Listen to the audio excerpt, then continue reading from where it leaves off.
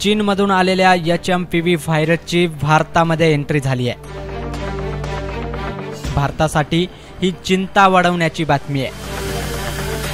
भारतामध्ये HMPVचा पहिला रुग्ण आढळला आहे। 8 महिन्यांच्या मुलीला HMPV व्हायरसची लागण झाल्याची माहिती समोर आलेली आहे। बंगळुरूमध्ये हा HMPVचा पहिला रुग्ण आढळला आहे।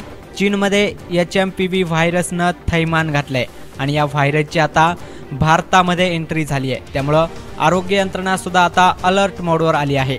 8 महिन्यांच्या मुलीला ताप आल्यानं तपासणी केली असता HMPV व्हायरसची लागण झाल्याचं तपासणीत समोर आलं आहे। त्यामुळे भारतासाठी ही चिंता वाढवण्याची बातमी आहे। तर HMPV व्हायरसची लक्षणं नेमकी कोणती आहेत पाहूया ग्राफिक्सच्या माध्यमातून।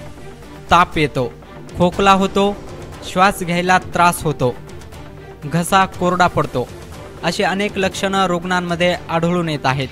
News report MH Marathi.